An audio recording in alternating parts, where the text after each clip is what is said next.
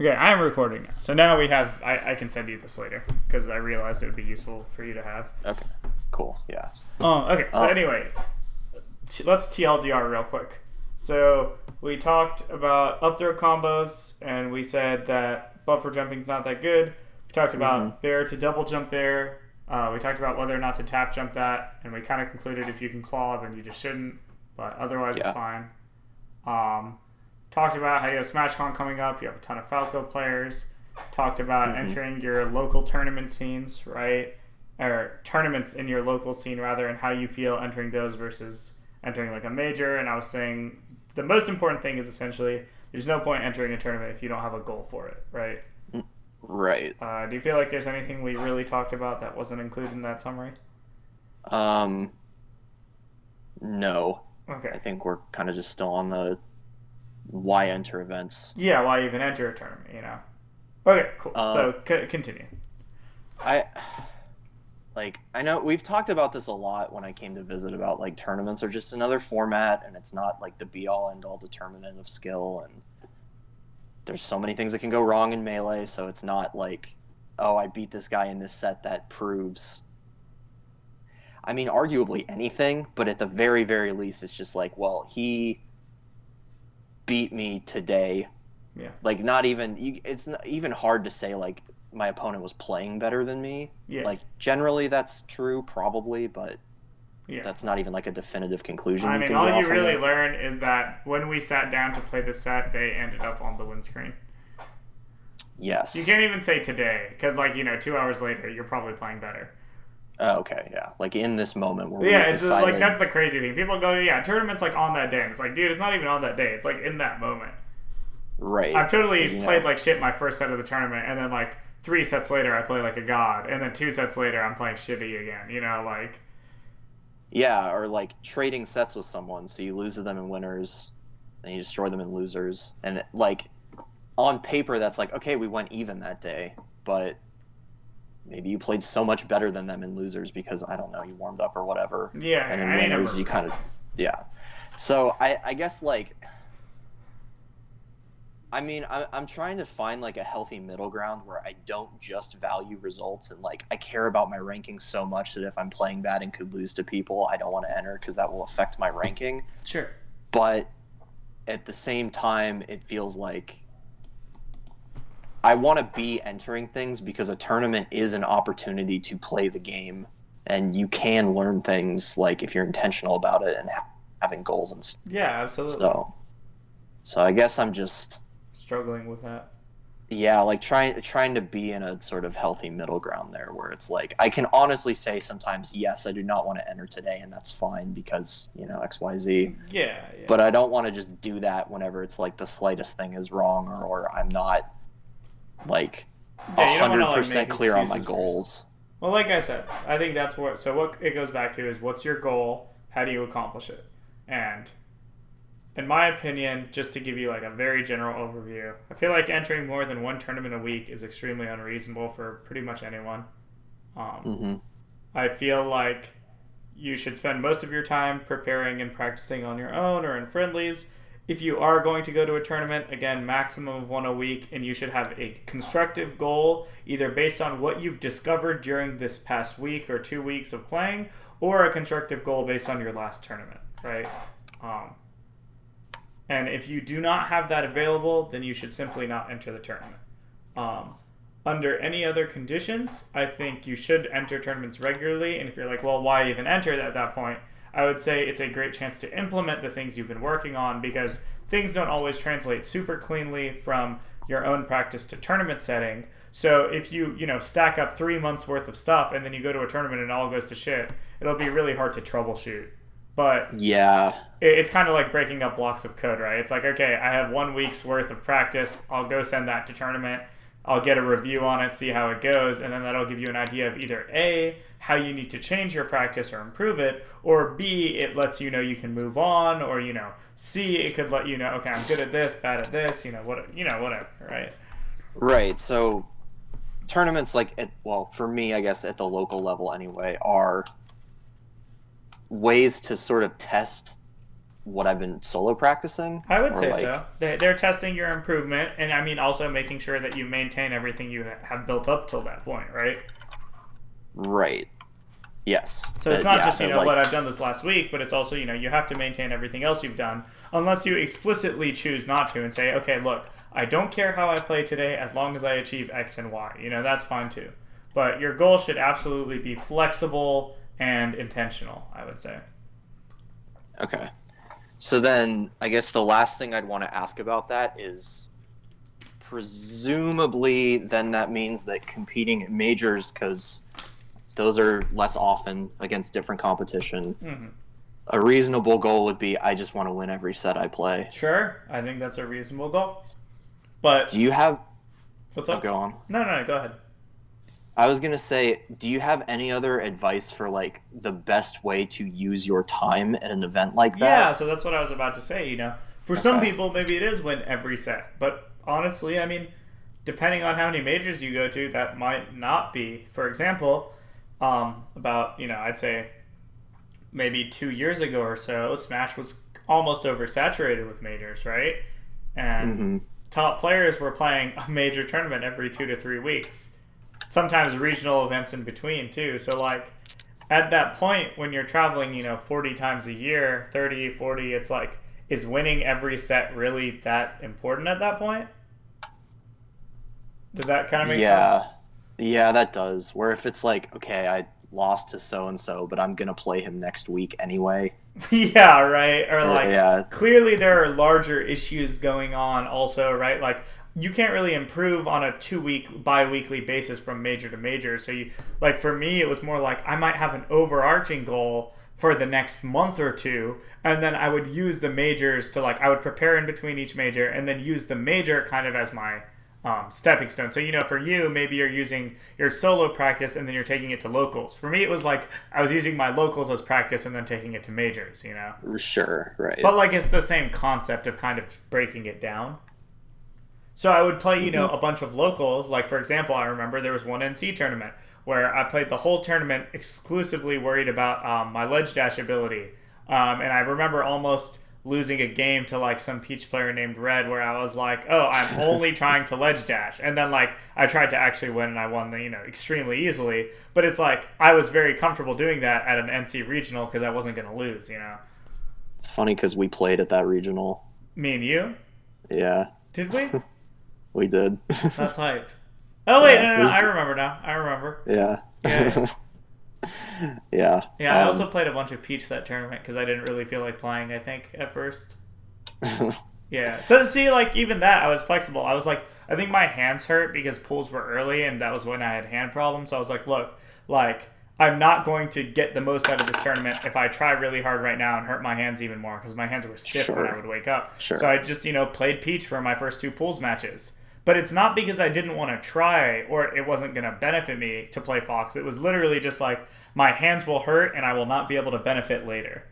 Right. So, yeah. You literally can't play. Yeah, or it would be very frustrating to play or, whatever. So even within that day, I felt comfortable making some adjustments. And, I didn't really care who I played as a secondary because I was like, okay, I'll probably be fine.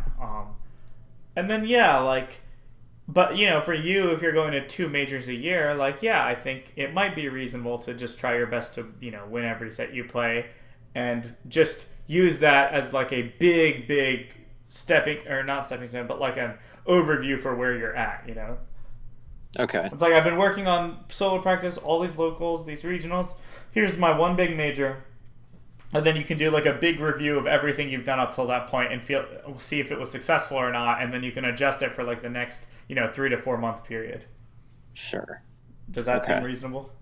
I think it does. And then in terms of how to use your time well, which is what you were asking. Yeah, in addition to just playing your tournaments, that's you're there for 3 to 4 days. It's how do you use your time well? Again, I think depends on your goals. I think the more clearly you have it. It's funny because I'm not a very goal-oriented person at all in terms of results, but I think having goals in terms of improvement is extremely important, if that makes sense. I never have goals I'll be top 10 by next year, but I do have goals at this major, I want to play every Marth player I can, and then figure out these aspects of the matchup. Okay. You know, like, or, you know, whatever you feel would benefit you that maybe you don't get to do at home. So, for example, when I was maining Sheik, a big matchup I really needed to learn, and I couldn't learn because there were no local ice climbers, was the ice climber matchup. So, Yeah. and I felt like Sheik could do it, but I was like, fuck, like, you know, I really don't know what to do. So every major, when I had the chance to play like Fly or Nintendo or whoever in a friendly, even if it was just 2 friendlies, I'd go out of my way and be like, yo, like, can we play real quick? And I only ended up getting like, you know, 6 to 8 games versus a good ice climbers over the entire weekend. But those 6 to 8 games literally carried me until I could beat like good ice climbers in a tournament, because it's like it was very concentrated effort. I was like, okay, this is all I'm going to learn. I've prepared mentally for this. I'm going to take as much as I can. And then when I went back home and I, you know, played Sleepy's ice climbers for like a session or two, I was like, okay, here's everything I learned from those 6 to 8 games. I'm going to make sure I have it completely down so that next major, when I get to play, you know, 6 to 8 more games, I can make sure I've adjusted properly, you know? Yeah. And that might not sound like a lot, but like I literally beat Nintendo in tournament with Sheik because I spent like every major trying to learn a little bit about the matchup. Right. Yeah, like if you take that and then go home and continue to work on it, it will add up. Yeah, it really does. And you don't have to grind for 3 hours. And that's always what surprises me when people say that. Like, yeah, I play a shit ton, but like if you're bad at a matchup, you only need 2 or 3 games to like learn what the fuck you're doing wrong, you know? Right. Because you're so bad at it, presumably, that it should be very clear, you know? When I played Fly, I did a down smash when Popo was at 20, and it hit both of them, and then I got grabbed anyway and died. And I was like, okay, new rule for the matchup. Never down smash unless it knocks Popo over. That was just a rule. And then I learned that rule. I played Sleepy in 2 or 3 sessions. I eventually mastered that rule, and that was it, you know? Right. Because Sheik literally should never do that.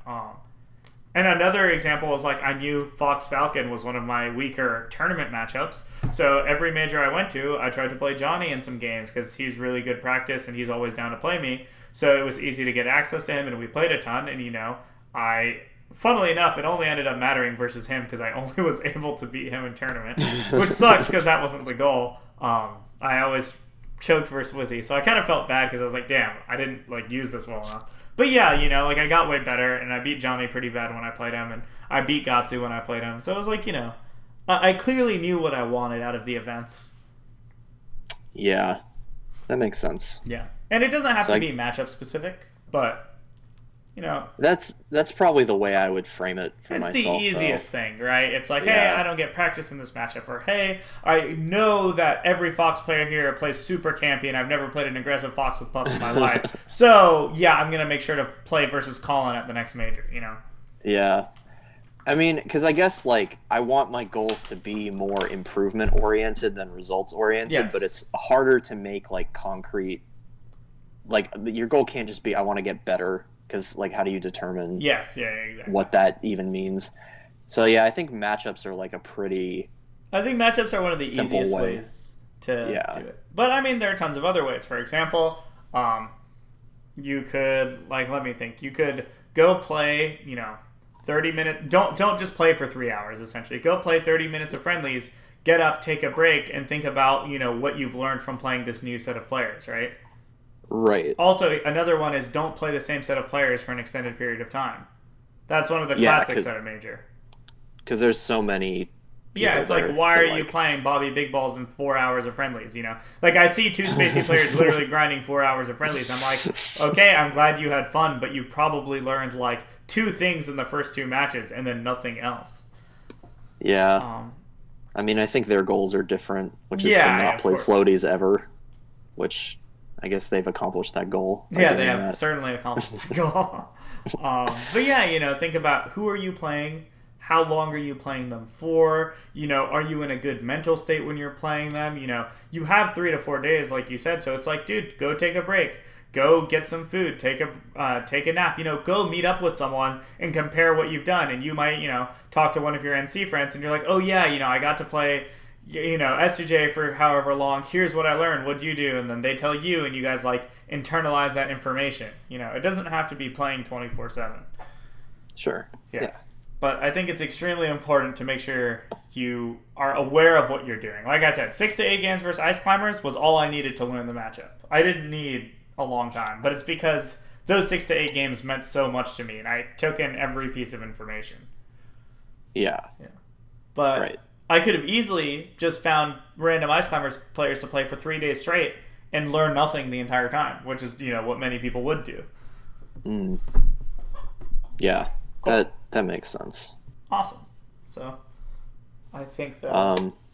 Yeah. I think I'll trying to, like, think about what, like, those kinds of, like, second-level goals past, like, I want to just, win every tournament set because I only go to 2 or 3 majors a year. And then hopefully, when I'm not playing tournament sets, be able to kind of use my time intentionally and effectively or to, like, get stuff that I can then go home and do something with it. And not, like, exactly. I'm just playing for 3 hours, but I'm going to forget everything. If you don't take stuff away that you can do at home, it's, like, a bit of a waste of time, for sure. But even then, that brings up, like, for most people, they don't even need to go to majors because there's tons of stuff they should have already been working on, right? Yeah. And then there's the level below that, which is most people don't even need to be going to tournaments because there's tons of stuff. If you break it down, like, 80% of people who are at a major should just be home practicing, realistically. Yeah.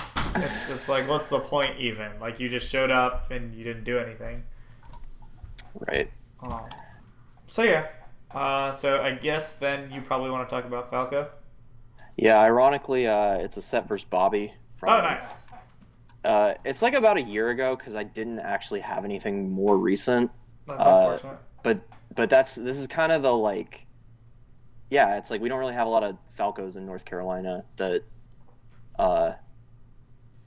do, like, quote unquote good Falco things in this matchup, which not that Bobby necessarily does that, but he is the best Falco I have played, like, in the last year probably. Mm-hmm. So yeah, it's like a little outdated, but I think a lot of, like, I wrote some stuff down about what I just can tell I'm bad at in the matchup. Yeah. Do you want to link me the video or yeah.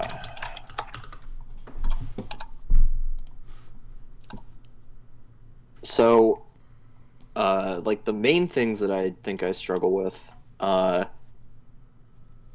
can, like, get above his low lasers. Like, when he's shooting short hop lasers, I feel like I'm decent at getting above them, but then it's like I don't know what to do. I don't know how to descend on him, or it just feels like I'm wasting jumps doing nothing, and then he eventually decides to hit me. Mm-hmm. Or he does something that I can't punish because it's, like, yeah, I'm out of the way of full hop dare to top platform, but then he's just on top platform. So you watched 2 lessons versus Falco, right?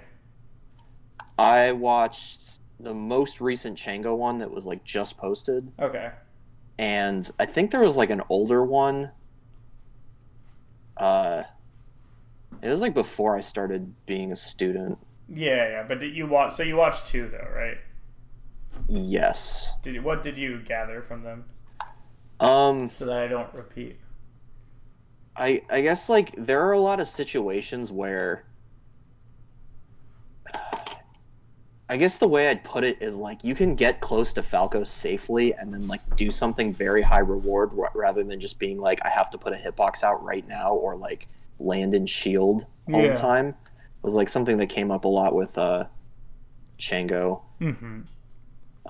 So kind of, like, identifying when you actually have mix-ups getting in on him versus just being generally afraid of, like, well, he could hit me with a laser, or he could just back air me here or something, when really you actually have, like, the frames and the space to kind of land and grab him or land and F smash him and stuff like that. Yeah, that makes sense. I'm gonna look up I think that there are 3 right now. So here's one. Don't know if you've watched that or not. This might be the one that yeah, although I watched it a while ago, so. Oh, is this the one you watched? I think so. Let me. Because there's. Who is the Falco he is playing?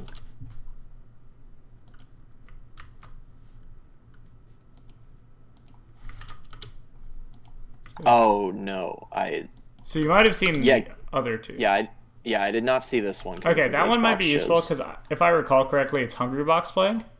Yeah, it's And HBox shiz. I think that'll be useful because a lot of my puff lessons, well, now it's different, but when I first started teaching Mr. F and Chango, I hadn't thought about many puff things. So I had to watch Hungrybox with them to figure out what to do. And then I could like subsequently tell them. So that might actually be useful because you might actually see like what I was figuring out, if that makes sense. Yeah. Okay, but from watching, it sounds like you didn't gather too much from it, unless there was more.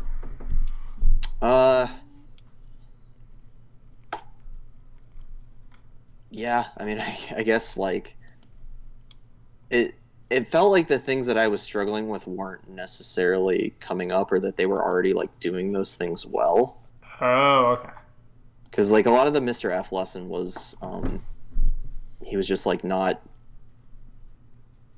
like anticipating what Falco would do in situations where it's like, basic random Falco will always down air here or whatever. Yeah, you definitely have to know like the common things. Which I feel okay at that, oddly enough, but I probably can't execute it as well as I want. But I feel like I struggle with kind of like playing neutral when that's not what's happening. Like yeah. So I have tons of thoughts. I don't know if maybe the lessons where I've talked about the stuff just weren't recorded, or if it was like only a random sentence like in one of the lessons and you like didn't notice it. I'm not sure. Maybe it just didn't come up. But I have some pretty easy thoughts for Falco. So first of all, have you heard me talk about how many jumps you should use before fighting Falco? Not like as a number, but I've heard since her jumps get shorter, the more you yes, use, it so lets that's you a like very position big better. thing. I think that is easily the thing that's most important versus Falco that nobody explicitly talks about. So if you heard that, that's really good. Because you know how you mentioned versus Bobby, like, okay, I get above him, and then what, right? Yeah. Well, the then what is making sure your jumps are short enough to do something. So you're not too far off the ground to like land and grab him, or or even literally like hit him. Like let's say one of the most common ones is if you jump and nair and then fall down. If you do it when you're too high up or too early in your jumps, like number of jumps, you'll fall with the nair and he'll have time to up tilt or back air you. But if you've used one or two more jumps and then you jump and nair and fall, you'll actually clip him. Does that make sense? That does. Okay, so is that something you actively use in the matchup or no? No. Okay, so this is going to be huge for you, I think. So the easy rule is never attack Falco from the air, like falling, unless you've used 3 jumps.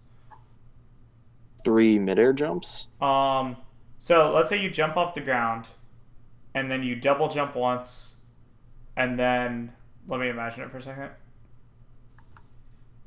I would say at least jump twice in the air, for sure. Okay, yeah. Yeah. So that 3 jumps then, yeah. And that's like the minimum. Like literally never attack him falling unless you've used at least that much. Okay. But like ideally you probably want the next jump after that. I think the next jump after that is like the super good one. But like obviously you don't always have like the luxury. Right, but the 3rd midair jump is like the good one? Yes, because it's the one that is short enough where you can actually start doing things. And this is just from empirical like observation. Like I'm sure I could crunch some numbers and figure out why that's true, but like I can just go ahead and tell you from watching HBox and from playing myself that seems to be true. Okay. So that's probably why you feel like when you fall in the air you can't hit Falco. The other things, so let me just run you through the things I think are important. That's one important thing. The other thing is figuring out when to face forward versus backwards. I think in slightly closer than what I would describe as mid-range, using forward air and nair is better because back air is too slow. Right. And then also, if his percent is higher than yours, or like you're at relatively low percent or he's at mid percent, fair and nair are better because they knock down when they hit. Right. But if you're at kind of more of a mid-range, like maybe that like around platform length away, maybe a little bit further, especially if he's at low percent, you pretty much want to be back airing. Does that make sense? It does, yeah. Okay. But it sounds like maybe not something you, again, like explicitly think about. Yeah. Him being at like knockdown percents from fair makes sense because yeah, it sucks to like hit him with fair and then he just auto lands and shines Yeah, and but gets to do also whatever he it's wants. like there's no point in back airing at the percent where fair will knock down because fair is just faster. True. Yeah. So it's not just like it sucks when he's at low percent. It's just like fair is also like it's like a positive thing also. Yeah. Okay. So that's really important, creating those kind of rules for yourself and understanding. Like if you watch the most recent Chango lesson, I talked to him a lot about where to back air and where to fair. Which you said you watched, so that probably sounds familiar.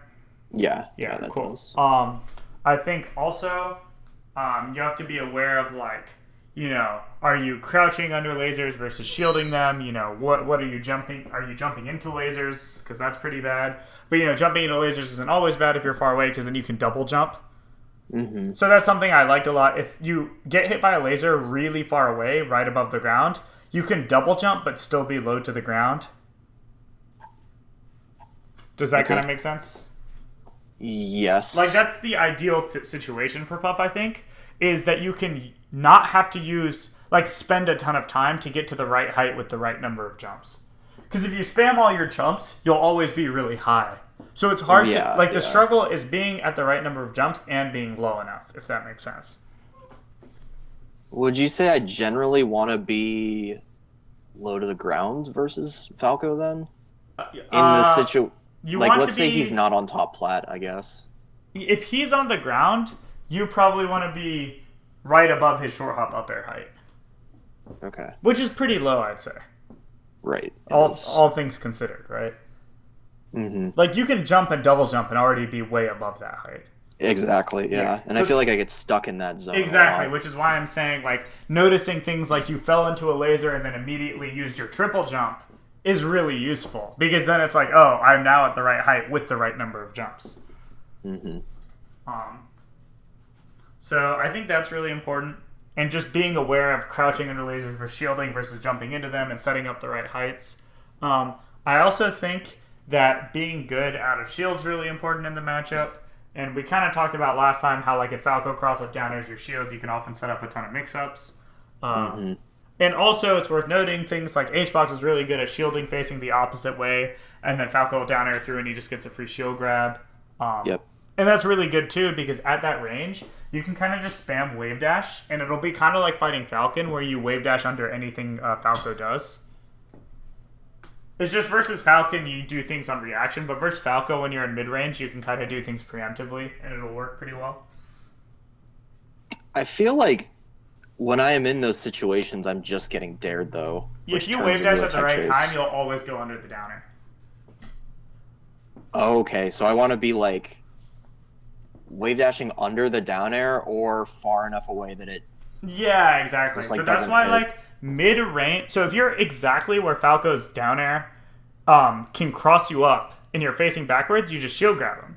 If you're any further, then you should just space bear or move slightly away. And if you're any closer, you can just wave dash and it'll miss you every time. Okay, that does make sense. Now, is doing that, you know, is maneuvering to that position and then executing that easy? No. But that's why it's like, this matchup's kind of tricky for Puff, I think, because the hard part is, well, A, you have to realize that these are the important things in the first place, which most people don't realize. But then two, figuring out how to intuitively like maneuver into these spots. It's like, okay, how do I get to the right air height? How do I get to the right ground position with my shield still up, you know, stuff like that. Because otherwise you just get shield poked. And yeah. And I guess, like, I watch HBox VODs, and he's obviously very good at all those things. Yes. And then you just watch it, and it's like, wow, this looks way easier. But, like, it's not really clear to people why. But it's because of things like that. Okay. I actually think this matchup has a ton of, like, rules that are very, very important. Because if you're not following those rules, you're probably just doing something bad instead. Because there aren't that many other good things to be doing. Yes. Like versus Falcon, it's actually kind of different, or Sheik, because there's actually tons of other things you can do that are good versus those characters. Like you don't have to do the crouch shield thing I explained to you to be decent at fighting Falcon. It's just that if you do that, it's way easier. Yeah. But versus Falco, it's kind of different, where I feel like the rules you have to follow aren't that easy to follow, but like there's not much else you can do that actually works. Yeah, I would agree. Yeah. Does that kind of make sense? Yeah, because he just like, if he opens Puff up, he has really, really good ways to build damage on her, and it's not quite. I mean, I'm just thinking about like the Falcon example as being real, like a really clear example of that. Because I didn't do the crouch wave dash thing versus Falcon until we talked about it, and it didn't feel for a long time like I was bad at that matchup. Yeah. It's just like there's a lot of other stuff that will work or can work if they're not playing around it correctly, but that has not been the case with Falco. Yes. So let's watch a little bit of this. I'm kind of inclined to not watch much of this and more so watch HBox and then just like trust you to implement. But Sure. Let's watch a little bit and see if we can identify some quick things. We still have like 20 minutes ish, so. But if you watch the one I did with HBox, I think that'll help. Okay. Okay. So do you have this playing? I don't have a link. Oh, it's in the. Yeah. It's in the. Yeah. Okay. That's right.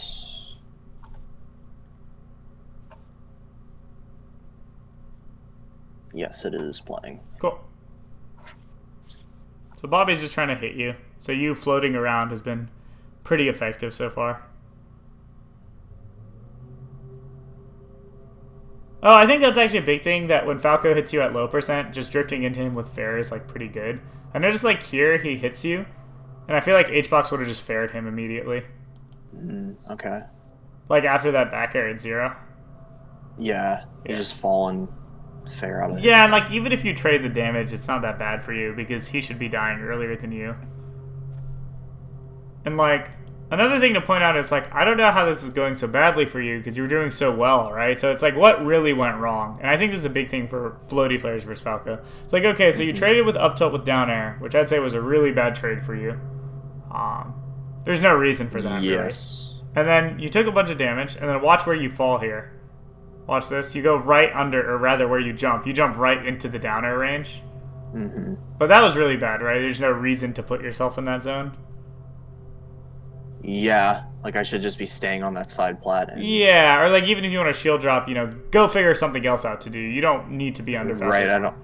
Yeah. So literally just trading with one up tilt and then going into his down air, I mean, And this is kind of why I was saying, like, I don't think watching this will be super useful in comparison, because, like, hopefully by now I think you've learned things like that. Yes. Now, whether or not you can do those consistently well, I'm not sure, but hopefully you're at least aware of them and are working towards fixing them. Yeah, and that's I'm not sure either, because I just have not been able to play Falcos, so... Well, can you even just play a friendly with, like, any Falco, right? Like, I don't think you need to play someone super good to make sure you're not, like, going under his down air, stuff like that. Okay. Like, a lot of it's holding yourself to a standard, more so than, like, needing to get hit. Sure, yeah. Because I think those are things right? Yeah, as of recently. I think up until recently that was not the case, where it would be like, I could get away with things versus weaker players, and that I wouldn't hold myself to a standard of... But now I trust you to be aware that, like, being under Falco's down, that's not the place to be. So, like, this. So, like, if you go fight some Falcos, just be aware of that. And I remember playing you with Falco a little bit, and I definitely always remember that one of the biggest problems you had was just you get hit too easily. Yes. But the reason you get hit easily is, I just fell on top of him, or, I just jumped right under him, Okay. But if you know enough about the game at this point, which I think you do, it's just like, just don't do those things, Right. Because it's really like a just don't do it. There's not like an alternative. You could just, You had so many other options, right? Right. So let's keep watching a little bit, though, and see if there's... Yeah, see, you went under him That's again. the same thing. Yeah. And then here on the right side, like, I don't know if you do this now, but here I would say that full jump backer was really bad. Especially, and I talked to Chango about this a lot, short hopping under side platform is good because then you can double jump back air. Okay. If that makes sense. Yeah, well, the double jump is like hitting him coming through the platform or being on the platform? Well, it's just that double jumping's faster than full jumping because of the difference in jump squat.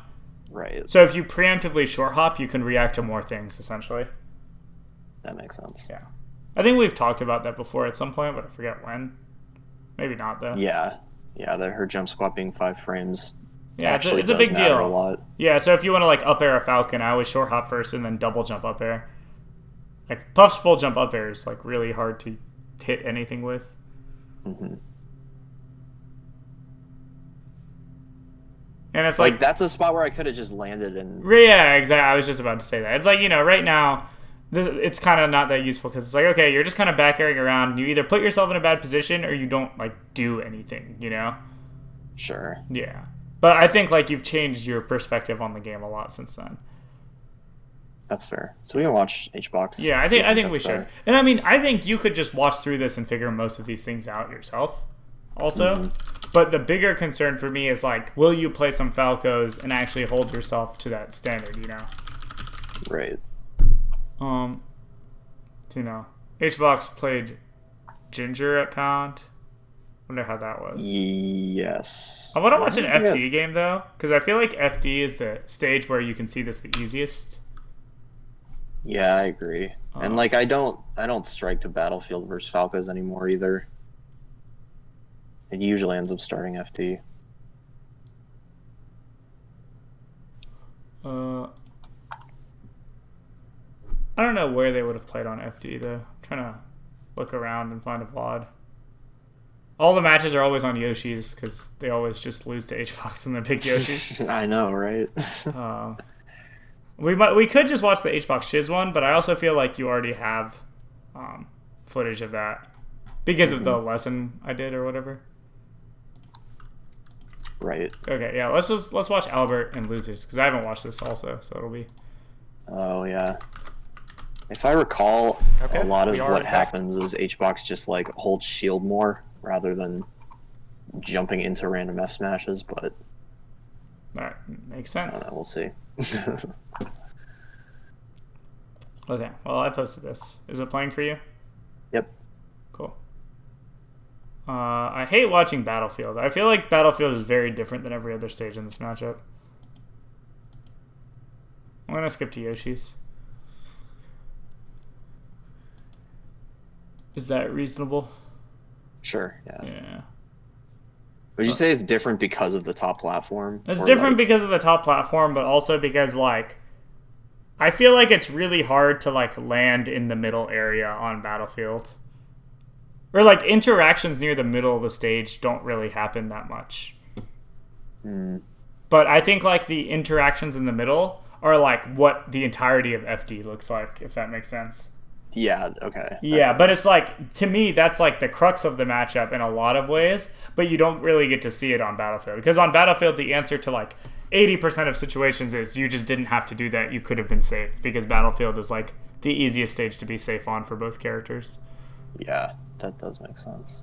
So let's look at how HBox landed the first snare, because I think that might be useful.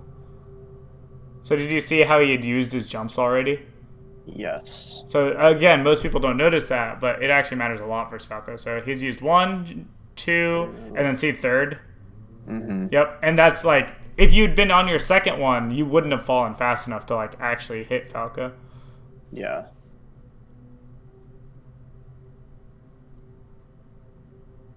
This is so weird though. Dude, every Falco plays is so weird. Like differently. Yeah. Well, he's dead. Nice power shield. I like the power shield. Okay, so that zone, I think... Oh, go ahead. Would you say learning the power shield Falco lasers is worth doing? Because I've heard very, very mixed things about that. Like for Puff or in general? For Puff. I would say it's not essential for sure. Like, it's less essential for Puff than any other character, but it's like still useful to be able to do. Okay. Yeah, it's nice, but not essential compared to these other things. But I would say it's useful. Okay. Okay, so anyway, so I like how he does the up air, drifts away, and then that zone for the back air, that is like a super good back air spot for Puff. I think if you can get that zone and do full jump back air, it pretty much hits Falco's head, right? Mm-hmm. Do you know what I'm talking about? Yeah, like it'll catch him jumping. It will catch him just standing It catches there. him doing anything except like literally crouching Yeah. or shielding. So that zone to full jump Baron is like amazing for Puff if you can achieve it. Okay. I think Albert's just like not doing anything though. It looks like he's just trying to hit him. Yeah, HBox is just like staying safe, right? Again, like look how many jumps HBox has used. See, it's deceptive, but he's actually used all his jumps. Yeah. Like people don't notice that, but he was actually off stage that whole time, right? Right. And here's where the trick comes in. So it's like, let's look at how many jumps he has. So, okay, so 1, 2 mid-air jumps, 3 mid-air jumps, 4 mid-air jumps, and then see he can one. Yeah. So that was his 4th mid-air jump. And you see the difference it makes? Right. And then, like I said, you could start using forward air more at these percents in these slightly closer ranges, right? Mm-hmm. So I would say that's like a little bit closer than the back air range I pointed out earlier.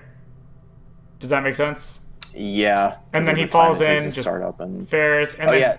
What's up? So this was something from the Chingo lesson that I heard but did not, I guess, like understand or hadn't had it fleshed out. The like delayed double jump side B edge guard. Oh yeah. This is just the HBox standard. So all he does is he stands on stage, and then most people don't double jump instant side B because HBox is just standing there, and double jump instant side B loses if Puff instantly jumps off, right?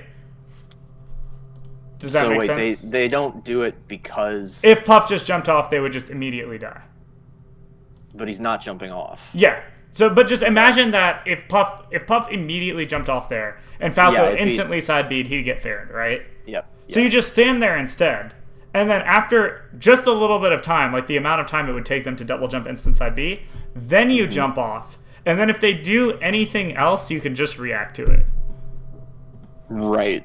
Because, and HBox does it every single time. If you watch any HBox VOD versus a Spacey, this is like his go-to timing. And it's broken because if they up B, you can just hit them. If they late side B, you hit them. If they early side B, you're just standing on stage, so then you can usually still do something about it. Okay, so if they are doing instant side B, like let's say I'm playing someone and they've shown they're just going to be doing that option a lot, like instant side B to ledge. You would at that point you would have I mean, so it kind of depends on the spacing. Sometimes what you can do is during your jump startup, like you do the same jump timing HBox does, but during the jump squat, you see their side B, and then you just nair a fair on the way up. Oh. Okay. Right, because it's reactable still. It's just kind of hard. Mm-hmm. Sometimes you could do that, and then sometimes, I mean, you should probably just wait on stage more often or jump off stage earlier occasionally. But waiting on stage can't be that bad because you're on stage. Yeah, and if you just wait on stage and the instant side Bs, I mean, you just, F smash it or something, or you shield it and then, hit him again or whatever. Okay. And then sometimes you can jump off early, and that's still not bad, but I think that, like, this jump off timing is extremely good. Yeah, so he's, like, jumping when the Falco is going to have to double jump, basically, after falling. Yes. Okay. Wait, let me watch it again to make sure that's accurate. I just kind of do it without thinking about it, but... Yeah, he did it weird because he full jumped. I usually would jump off a little later with a short hop. Yeah, that makes sense. Yeah, I usually jump after Falco jumps, but with my short hop. Okay. Yeah, so that's actually huge for killing Spaceys, I think. If you just watch some HBox VODs, you'll see it like a billion times, so it should be really easy to learn. Okay. So I think that full jump nair spam thing is like pretty good as a poke. Because it kind of functions similarly to like doing a ton of jumps first. If you look at like the height he ends up fighting at, it's similar to the height. Yes. Yeah, so I think that's actually pretty decent. Again, like when Falco's at 0, you just want to poke him to get some percent. And he's doing like full hop kind of delayed nair, but still fast falling it. Yeah. Okay, so he's like wants the auto cancel, so he's not doing it, or he like wants to fast fall it, but he also wants the auto cancel, so it's kind of like you jump and delay it. Yeah, and, like yeah, start exactly. the nair right before the apex. Okay. And then here, did you see how he actually just drifted in finally? Yeah, like he took laser. Yeah, so like that's always on the table, and like Falco kind of has to account for that by like using up tilt and back air a little more. But if he's just sitting there up tilting and back airing, it's really easy to get in if you either space your own back airs or if you do the thing where I said you spend all your jumps first. Mm-hmm. But wait, like when you let's say, like where it happened in this game, he did take laser fair, and Falco was at like not a percent where that would knock down or anything. Yeah, I mean taking the percent is decent for Puff though. I mean, in my opinion, unless you're like losing very badly or you're gonna die, like you need to get Falco out of like the 0%. Do you not feel that way when you play? No, I absolutely yeah, do. yeah. I strongly feel that way. So like, if I can get free that, damage, I take it. I guess what I'm saying is I feel like when I try to do that, like, oh, I can like take laser and get in with a fair here or something, that I get CC shined. Yeah, I mean, you don't want to take big damage ideally, but HBox also has a lead, so like, okay, it's pretty different, right? Like if you're up 3 stocks to 1, like it doesn't really matter. Okay. Does that make sense? Yes. I guess I have to like feel that out on my own to get a sense of like. Well, it's just like if you're up 3 stocks to 1, Falco can only take so many trades before he's just like getting knocked over and losing his stock. And like if you're playing hard to kill like you should be, then like even if you take 30 damage or something, like he's still not going to be able to kill you. Mm-hmm. That does make sense. Yeah, Albert's just chasing him around. This is really bad. Or I think it's really bad from Albert. Like if you watch what he's doing, he's just like trying to put himself in a spot to hit HBox. So he's at the spot where he can like down air off the platform. So HBox spaces around that, and then Albert double jumps and gets hit for it. And it's like, but again, it's all about HBox putting himself at the right spot, if that makes sense. Yeah. Like it doesn't matter if you know what Falco's going to do if you're not actually in the position. I feel like HBox puts himself at the right spacing to beat these Falco options a lot. Does that make sense? It does. And he's using multiple air jumps to accomplish that. Yes, absolutely. Basically, yeah. And if you look at look at that first positioning, like I said, he's in the middle, he double jumps, he hits him. And then look at the next time he gets Albert in the right corner, he's going to be in the middle, and I think his spacing is his positioning super good. So watch this, jump, and then see Albert jumps into it. But if Albert stayed in the corner, HBox could have done the thing where he uses all his jumps, right? Like he could have used 3 or 4 jumps before falling then. Oh, when he was in the middle of the stage. Yeah, like he didn't have to do that back air. It's just he did the back air, Albert jumped into it. But like if Albert doesn't jump into it, then he can start falling and then use a 3rd jump. Right. Which is probably what he would have done. Yes. Or at least I'm willing to bet that that's what he would have done. I think this is really bad from Albert though, because he's not playing patiently in any situation, literally. Yeah, he's just always going in. He's always doing something. Because, like, I actually think it's kind of hard for Puff to approach from that back air spot that HBox was in into, what's it called? Like, approaching from there into the corner is actually kind of tricky. But Albert has yet to, like, stay in the corner for any amount of time.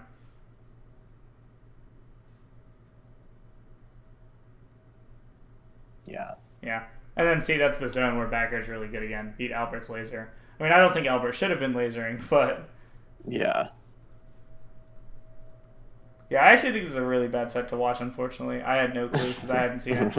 But I think if you watch the lesson I did with Chango for HBox Shiz, that'll be a pretty good one. Okay. Yeah, because I remember that being very dominant. Yeah. And they play on FD, which, again, I like a lot.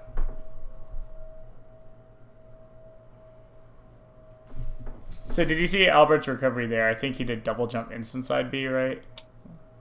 I think. Oh yeah, actually this is worth talking about. Look at the full jump bear zone again. So that's the zone we said was like pretty good for Puff to full jump bear in. Yeah. And then he uses another jump, right? Mm. Does that make sense? It does. Cool. So little things It's like that, I think, are the things people don't notice. It's like, oh, look, he did the bear in the spot where the bear is really good. And then he only approached because, he used his next jump. Right. And then, see, Albert did the instant double jump side B, so that's why H-Box didn't hit the edge guard. Yeah. Yeah. So it's Albert's changing some things, but, like, at the end of the day, like, I think he's not playing that well.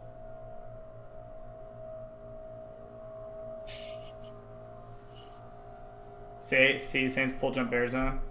Yeah. Yeah.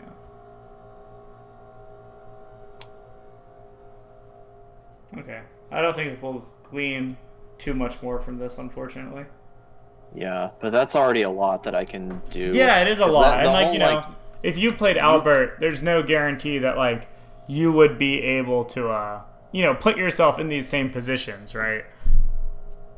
Well, yeah, for sure. I mean, there's the whole, like, using midair jumps is not something that I am very good at all. Yeah, so I need but to it's grind extremely that out on my important because you see almost every time he gets a hit, he's either doing that or he's putting himself in the right spot to back air. But if you compare that to, like, where you might put yourself, you're not in the spot where your backers are actually going to hit his options. Exactly. Yes, So H-Box that makes is a like, lot of sense. Yeah. But like I said, watch the other lesson and then get back to me because I think that'll kind of fill in the gaps of the things we didn't, like, expand on enough because the set didn't really give us the opportunity to. Yeah, and I'm going to try to play Falcos at SmashCon. Yeah, absolutely. And let me know if you have questions. Yeah. But like I said, first things first, watch that lesson, get back to me before SmashCon, and we'll talk. Okay. Sounds cool. good. Well, good luck with everything. And, yeah. Cool. Have a great day. All right. Yeah, thanks. No problem. See ya.